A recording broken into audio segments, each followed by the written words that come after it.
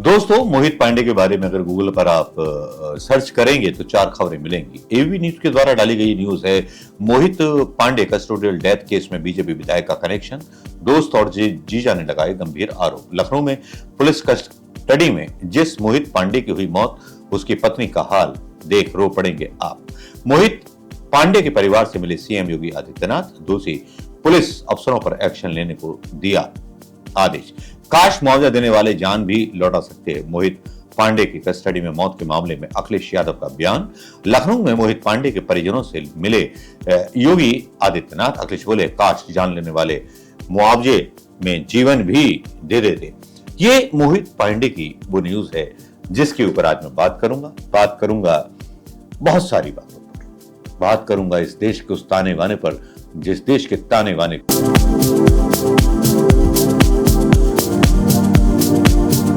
दोस्तों नमस्कार। उत्तर प्रदेश में चाहे रोशनी की बात हो, जिसके साथ पूरी की पूरी कांग्रेस खड़ी हो गई। जी हां, एक ही बार में जिस तरह का प्रतिरोध सोशल मीडिया पर रोशनी के समर्थन में देखने को मिला, वो वाकई में काबिल तारीफ था और कांग्रेस को इसके लिए 4 तालियां मिलनी चाहिए। इसके अलावा एक पवन खेड़ा ने वीडियो रिलीज किया है राहुल गांधी के साथ मिलकर के अदानी के उस स्कैम के ऊपर, जिसमें बड़े बड़े मुखिया उसमें शामिल हैं, जिसमें अमित शाह से लेकर के अदानी वगैरह तक हैं शामिल। ये चीजें मैं इसलिए बता रहा हूं क्योंकि ये मैं जो कहने वाला हूं उसके आगे की केवल जो है प्रस्तावना है, और प्रस्तावना केवल इसलिए है क्योंकि एक वीडियो ब्लॉग में जो बात आपको मैं समझा सकूं इसलिए। अब यहां तीसरी बात आती है कि मोहित को लॉकअप में पीटते रहे, पानी भी नहीं दिया गया और उसे मार डाला गया। आवेश तिवारी एक पत्रकार हैं, वो आरोप लगाते हैं कि यूपी में खुलेआम ब्राह्मणों की हत्या हो रही है। जब इतिहास लिखा जाएगा तो यह भी दर्ज होगा कि जब यूपी में ब्राह्मणों की बच्चों की गण हत्या हो रही थी, यूपी के ब्राह्मण भारतीय जनता पार्टी की दलाली, पल्लवी और गुजराती सेठों एवं एक क्रूर बाबा के जय जयकार में लगे थे। बहुत ही हार्ड कमेंट है मोदी सरकार पर और योगी सरकार पर। यह बहुत ही एक ऐसा क्वेश्चन मार्क है जो ब्राह्मणों के उस मतलब जो उनका अपना एक पहचान है उस पर एक क्वेश्चन मार्क लगा देता है। ब्राह्मण जनरल कैटेगरी में आते हैं, हालांकि ब्राह्मणों के खिलाफ काफी लोग बोलते रहे आज तक। उनको लगता है कि ब्राह्मण वो लोग हैं जिन्होंने देश को बर्बाद कर दिया। उनको लगता है कि ब्राह्मणों ने ही देश में दलित व्यवस्था को जन्म दिया। लेकिन क्या आज के ब्राह्मण ऐसे हैं?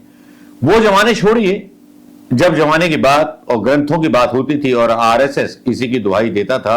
आरएसएस जैसा ब्राह्मण और माइंडेड और नीच ऊंच करने वाला संगठन और कोई रहा नहीं है। इस बात के कई उदाहरण हमें मिल सकते हैं उन नेताओं के, जो संघ के नेता हैं, उनकी किताबों से। चाहे वीर सावरकर की किताब हो या हंस बोले की किताब हो, जिस पर अंजना ओम कश्यप थोड़ी सी भी बहस चलाना नहीं चाहती। प्रॉब्लम यह है कि 2 गुजराती थे, वल्लभ भाई पटेल और महात्मा गांधी, जो बैरिस्टर बने, पढ़े लिखे और जिन्होंने देश को जो था आजादी दिलाने के लिए अंग्रेजों के पंजों से एक मुहिम चलाई और आजाद कराया देश को। संविधान भी बनाया बाबा अंबेडकर ने, और वो संविधान ऐसा बनाया जिसको तोड़ा मरोड़ा जा सके, और उसको नेताओं ने तोड़ मरोड़ करके ऐसा बना दिया कि सुप्रीम कोर्ट हो या न्यायपालिका हो या जो भी हो, पुलिस अफसर हो या जो भी हो, वो अपनी मनमानी करते हैं। शायद यहीं पर तत्व और यहीं सारे संयोग जुड़े हुए हैं। एक ऐसे व्यक्ति मोहित पांडे की ही बात नहीं कर रहा। पुलिस लॉकअप में मोहित पांडे हो या कोई असलम हो या कोई इरशाद हो या कोई ठाकुर हो या वो बेगुनाह युवक हो जो 600 या 800 या 1000 या कहीं छोटी मोटी मारपीट के लिए लॉकअप में ले जाए जाते हो और एक प्रभावशाली नेता उनको जेल के अंदर डलवा करके पुलिस से पिटाई करवाता हो, यह कोई नई बात नहीं है। 70 सालों में यह व्यवस्था पनपी है और इसमें प्रधानमंत्री मोदी जी के 10 सालों को आप बड़ी खूबसूरती के साथ जोड़ सकते हैं।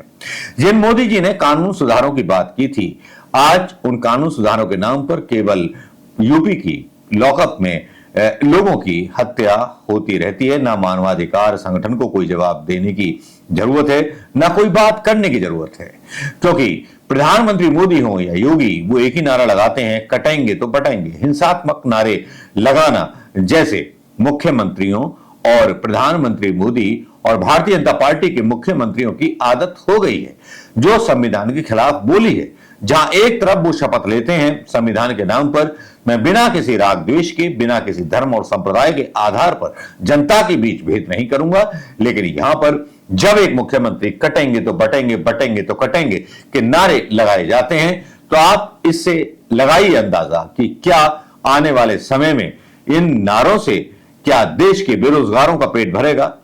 मैं सिर्फ यही सवाल मैंने बार बार उठाया है कि सबसे ज्यादा टैक्स देने वाले हिंदू हैं, सबसे ज्यादा टैक्स हिंदुओं से वसूला जाता है क्योंकि बहुसंख्यक आबादी हिंदुओं की है, मुसलमान तो कुछ चुनिंदा है, उस पर लोगों का ध्यान नहीं जाता।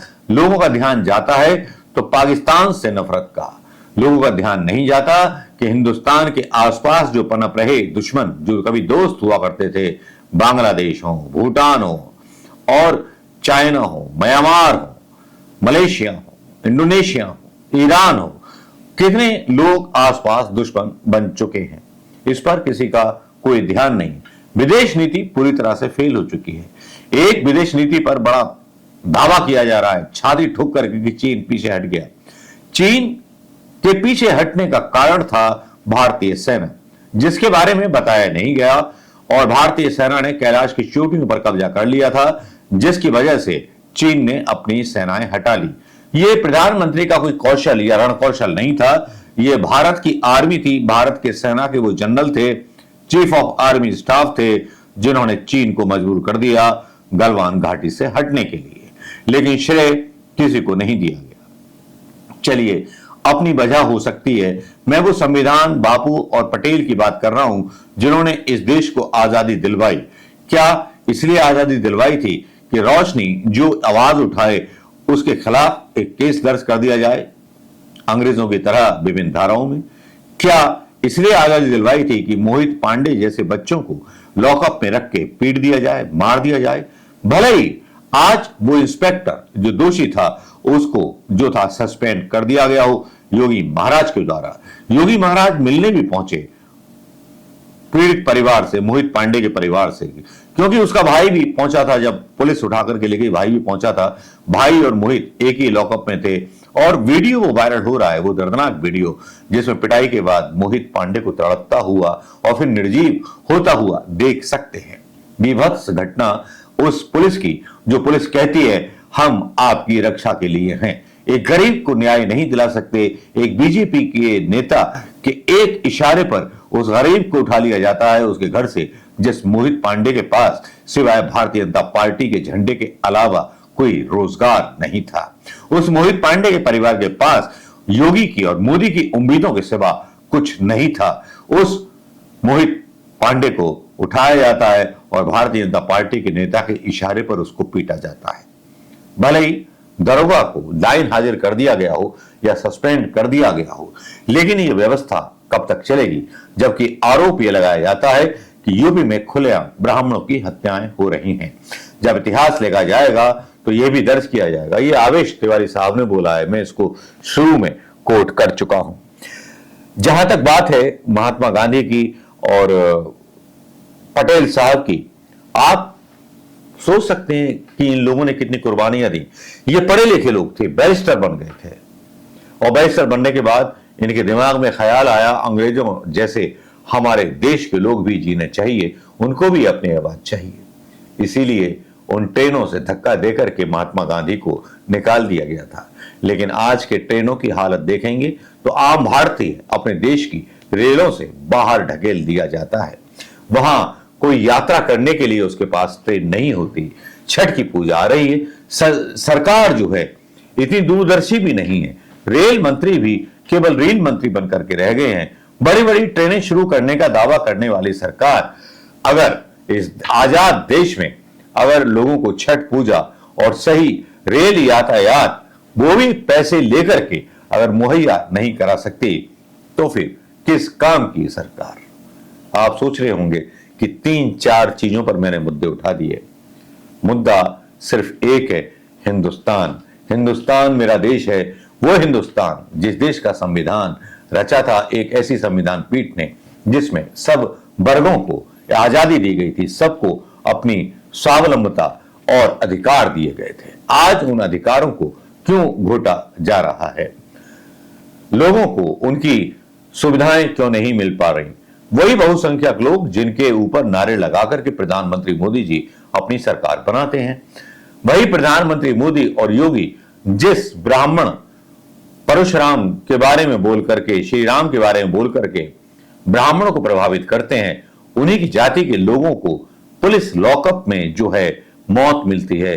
क्या इसीलिए संविधान बनाया था, या इसीलिए संविधान गांधी का और वल्लभ भाई पटेल ने कुर्बानियां दी थी, भगत सिंह ने इसीलिए कुर्बानियां दी थी, या देश बदलना चाहिए इसलिए कुर्बानियां दी थी, या अदानी अंबानी के लिए कुर्बानियां दी थी? ऐसे लोग, ऐसे नेता जो अदानी और अंबानी के साथ मिलकर के देश को लूट रहे हैं, क्या इसकी जवाबदेही कोई कोर्ट तय कर सकता है, या कोई विपक्षी दल के नेता तय कर सकते हैं, या अदानी के उस राज से पर्दाफाश हो सकता है, या मोदी जी ईडी की एक टीम अंबानी के घर भेज सकते हैं कि जिसमें उसने फिजूल खर्ची की अपने बेटे की शादी में? शायद ऐसा मोदी जी से ना हो पाएगा। इतना कलेजा मोदी का नहीं है। मोदी जी का कलेजा केवल अपनी सत्ता बनाने के लिए कांग्रेस के नेताओं के यहां छापे मारना और सरकारें बनाना, बस यही प्रायोरिटी है। देश में यूरिया मध्य प्रदेश में नहीं मिल रहा, उसके बारे में जवाब नहीं मिल रहा। किसान हाहाकार मचा रहा है। वो जमाने गए जब यूरिया पर सब्सिडी कांग्रेस दिया करती थी। वो भी जमाने थे जब 70 साल में कांग्रेस ने सब्सिडी देकर के देश को बर्बाद कर दिया। मोदी जी शायद यही कहना चाहते थे कि 70 साल में क्या हुआ, क्योंकि कांग्रेस ने तो सब्सिडियां दी किसानों को और सबको। लेकिन अब देश का मिजाज बदल चुका है। देश का मिजाज अब हिंदू पार्टी को वोट देता है। वो अपना नफा नुकसान नहीं सोचता। वो किसान जो हिंदू है वो भी भारतीय जनता पार्टी को वोट देता है। वो नफा नुकसान नहीं सोचता, सोचना भी नहीं चाहिए। धर्म को वोट देना चाहिए। फिर यूरिया के बारे में गाना नहीं गाना चाहिए। महंगाई है, कुछ करना पड़ता है।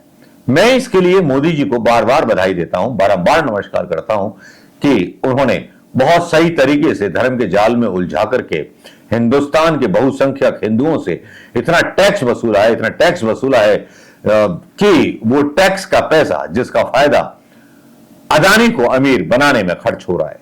तो चलिए दोस्तों, प्रधानमंत्री मोदी जी की तारीफ की जानी चाहिए। मोहित पांडे की हत्या हादसा थी, दुर्घटना थी। इसी तरह की बातों से ये बातें भुला दी जाएंगी। लेकिन एक सीन, एक वीडियो नहीं भुला पा रहा हूं जब मोहित पांडे की लाश पर 1 लाख रुपए विधायक के दे हुए रखे हुए हैं। ये मानवता का एक ऐसा अट्टहास है, ऐसे हिंदुत्व का अट्टहास है जो हिंदू की मौत पर, एक ब्राह्मण की मौत पर, उसके पैसों की लगाई गई बोली पर खुद रो पड़ता है। हिंदुस्तान और भारत माता को रोना आ जाता है। नमस्कार दोस्तों, आप क्या सोचते हैं इस वीडियो ब्लॉग के बारे में? बताइएगा जरूर। जय हिंद दोस्तों।